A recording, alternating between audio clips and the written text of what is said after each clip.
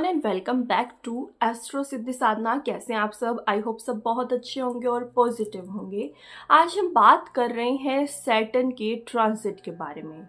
बहुत बड़ा एक ट्रांजिट आने वाला है। शनि सबसे ज़्यादा लंबे समय तक एक राशि में रहता है, इसीलिए शनि की राशि का परिवर्तन होना एक बहुत मेजर पॉइंट होता है हर किसी की लाइफ के अंदर। शनि है कर्मों का कारक। कर्म के हिसाब से आपको रिजल्ट देता है।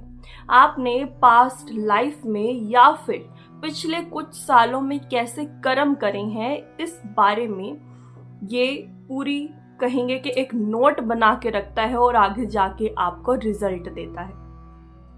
ये रिजल्ट क्या होंगे हमें कुंडली से पता चलता है, और यही कुंडली शो कर रही है कि अब आने वाले दिनों में यानी कि 29 मार्च को शनि अपनी राशि बदल रहा है। शनि चल रहा है अभी एक्वेरियस साइन में यानी कि कुंभ राशि में, और 29 मार्च से ये आने वाला है मीन राशि में, या कह सकते हैं कि पाइसेस साइन में ये अपना गोचर शुरू करने वाला है। पूरे 2.5 साल के लिए रहेगा ये इस राशि में।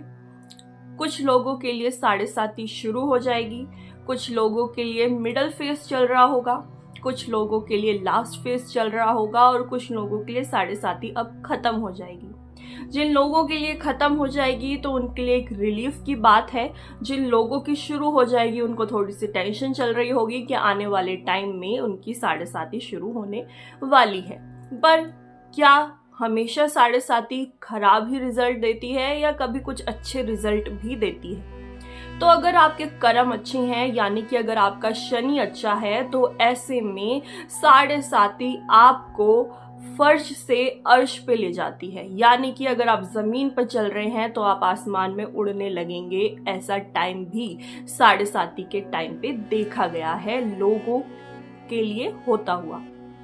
तो शुरू करते हैं। सारी राशियों के बारे में बात करेंगे। इस वीडियो में मैं मेष राशि के बारे में स्पेशली बात करने वाली हूँ। मैं बात करूंगी एरीज साइन के बारे में। तो एरीज साइन के लिए शनि की 7.5 जो है वो अब शुरू होने वाली है। उनका पहला फेज 29 मार्च के बाद शुरू हो जाएगा। इससे देखा गया है कि आपका जो चंद्रमा है वो बैठा है एरीज साइन में। चंद्रमा एरीज साइन में है तभी आपकी जो 7.5 है वो शुरू हुई है। हमेशा 7.5 हमें चंद्रमा के हिसाब से देखनी चाहिए। तो अगर आपका मान लीजिए मून एरीज साइन में है तो आपका पहला फेज 7.5 का शुरू हो चुका है, जिसकी वजह से बहुत सारे changes, positive as well as negative change आपकी लाइफ में आपको देखने को मिलेंगे। तो पहली चीज क्या रह सकती है? चंद्रमा है। चंद्रमा आपकी राशि के अनुसार देखें तो चौथे घर का मालिक है। चौथा घर मदर का होता है, हाउस का होता है, आपकी डोमेस्टिक पीस का होता है। डोमेस्टिक पीस में थोड़ी सी उथल पुथल हो सकती है। जरूरी नहीं है जैसे ही शुरू हुई वैसे ही आपकी जिंदगी में उथल पुथल शुरू हो जाएगी, ऐसा नहीं है। धीरे धीरे कुछ ऐसे सिचुएशन आपकी लाइफ में बन सकती है। जैसे ही ये 7.5 शुरू होगी, सिचुएशन ऐसी बनेगी जिसकी वजह से आपको डोमेस्टिक पीस में यानी कि एक कहेंगे कि सुख की कमी हो सकती है आपकी लाइफ के अंदर। घर में परेशानियां चल सकती हैं। मदर की लाइफ में भी प्रॉब्लम हो सकती है, स्पेशली मदर की हेल्थ में प्रॉब्लम हो सकती है। मदर के पैरों से रिलेटेड प्रॉब्लम आपको देखनी पड़ सकती है। प्रॉपर्टीज दिखाता है 4th हाउस, ठीक है। शनि कर्म का कारक है। शनि आया है आपके 4th हाउस के लॉर्ड के ऊपर, यानी कि एक घर पीछे है।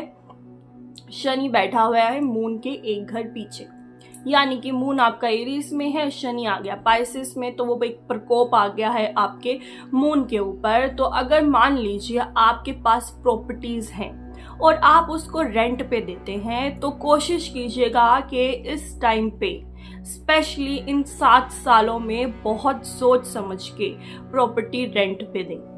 बहुत ज़्यादा प्रॉब्लम आपको आ सकती है। स्पेशली अगर आपकी कोई प्रॉपर्टी है और वो प्रॉपर्टी आपकी किसी वाटरी प्लेस के आसपास है, क्योंकि मून की बात हो रही है, यहाँ पे पानी की बात हो रही है। अगर वो प्रॉपर्टी किसी भी तरह से पानी के आसपास है तो आपको या तो आप रेंट पे मत दीजिए। अगर आप खरीदना चाहते हैं वो प्रॉपर्टी जो भी पानी के आसपास है, तो इन 7 सालों में कोशिश कीजिएगा कि प्रॉपर्टी को ना खरीदें। नुकसान होने के चांस हैं, प्रॉपर्टी के जो रेट्स हैं वो डाउन जा सकते हैं। जहाँ पे आपकी प्रॉपर्टी है वो रेट थोड़े से डाउन जाने के चांस है, यहाँ पे आपको प्रॉफिट देखने को नहीं मिलेगा। सेकंड, आपकी इमोशनल लाइफ में थोड़ा सा प्रॉब्लम आपको फेस करनी पड़ सकती है। इमोशनल लाइफ, आप मैरिड हैं तो मैरिड लाइफ की वजह से प्रॉब्लम हो सकती है आपकी इमोशंस में।